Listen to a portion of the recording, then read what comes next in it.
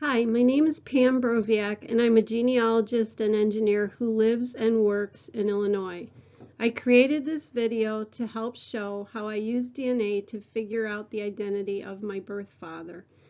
It goes along with a blog post that I wrote, which explains the entire process in more detail.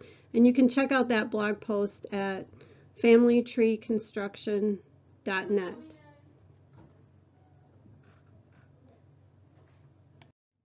So about 6 years ago, I had my DNA tested through Ancestry.com.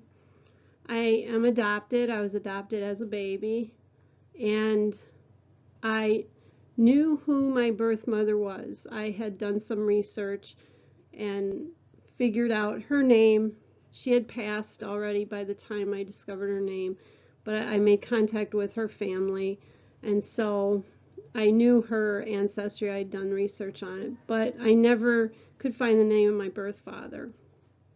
And so I got my DNA tested, and these were the eventual matches that I came up with on Ancestry. You can see I have a first cousin who I've colored blue because I made the determination that was on the paternal side.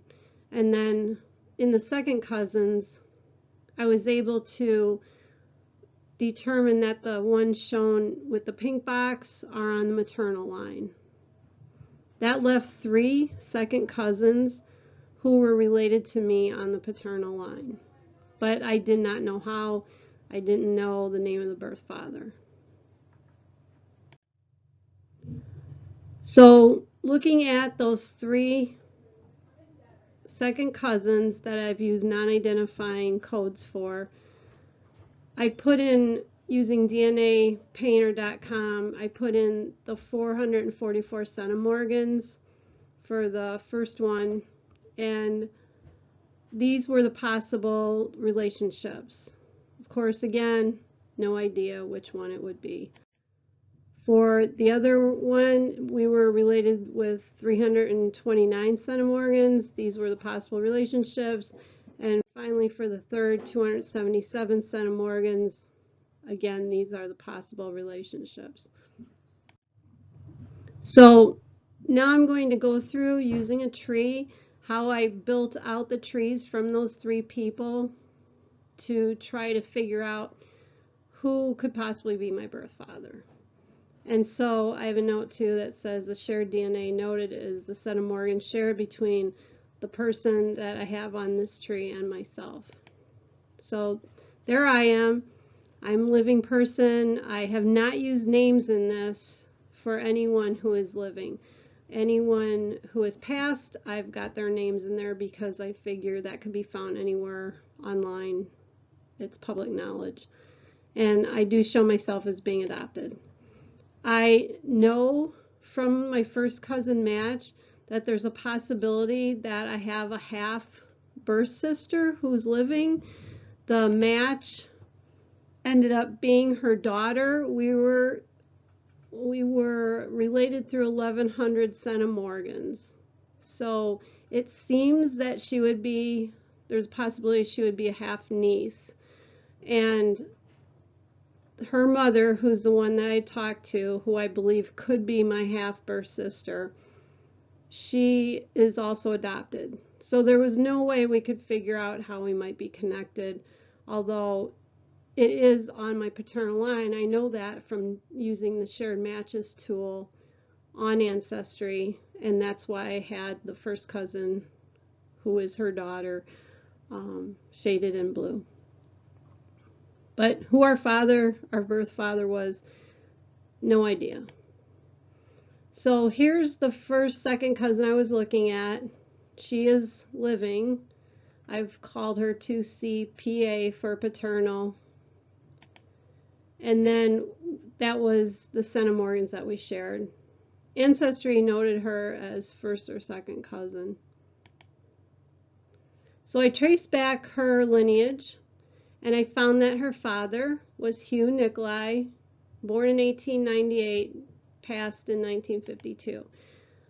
Her mother is shown in records as Alberta Booker, 1906 to 1985.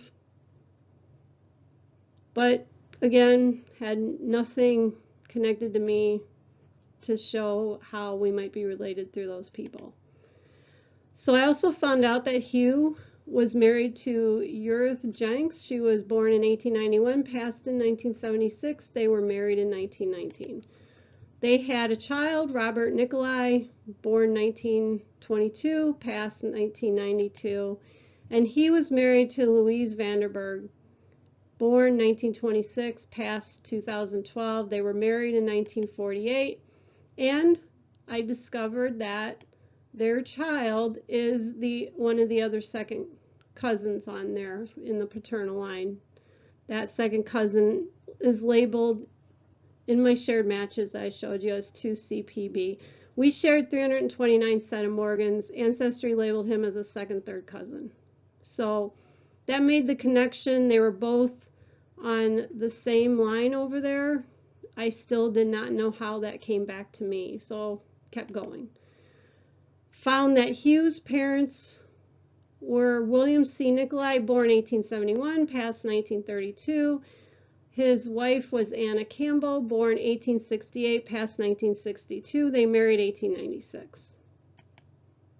And these were all the other children of that couple. Carol, Hugh, which I had just talked about, Helen, Dorothea, Gertrude, Donald C., and Roger S. So I took Hugh Calvin out because if the other second cousins were, if Hugh was my birth father or more of my direct line, we would have shared more centimorgans. So I felt fairly confident he was not in my direct line. So here's my second cousin that I felt was on the paternal side, and I traced back their ancestry. We had shared 277 centimorgans. Ancestry labeled them as a second, third cousin. Their father, Frank Tavorik, 1940 to 2009, did not really determine who the wife was. Took Frank back just to see if that might be the line. If not, I would have had to go through and figure out who the wife was. But went back first through Frank. His parents were Frank Tavorik, born 1917, passed 1967. Veronica Stanovich, born 1920, passed 1997. They were married in 1939. Frank's parents were Steve Tavorik, born 1892, passed 1942, and Mary Most, born 1893, passed 1960, married 1910. These are all the children of Steve and Mary. Steve and Irene, Mary, Frank, R. Albert, Rita, a daughter who appears to still be living, Agnes, Lillian, and Paul. So went through those children, did research on them, and I determined that Irene married Roger Nikolai. So that seemed to be the connection between my three second cousins, and they were married in 1934. So quickly looked, what about their children? And they only had one child, William J. Nikolai, born 1934, unfortunately passed 1975. That certainly would seem that that is my birth father. All the connections work out, all the relationships work out if he's connected to me and the woman that I believe is my half-birth sister.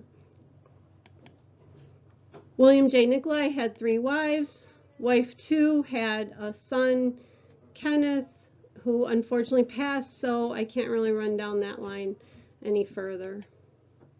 And these are the relationships that would be with those cousins. Obviously, they're all halves because of William only being my father, not my mother through that line. So I went back through again into the DNA painter to verify 2CPA, share 444. Sure enough, they're a half first cousin once removed. 2 CPB shared 329. They're a half second cousin. And the 2 CPC shared 277 centimorgans, and they're also a half second cousin. So it all worked out, and William Nikolai came out as the birth father. So that's just a quick run through of how I trace back from the 3 second cousins that Ancestry showed connected to me, and fortunately was able to figure out the one person that it had to be who was my birth father. So thanks for listening, for watching, and again, check out the blog post. It describes my journey to finding father in much more detail. Thank you.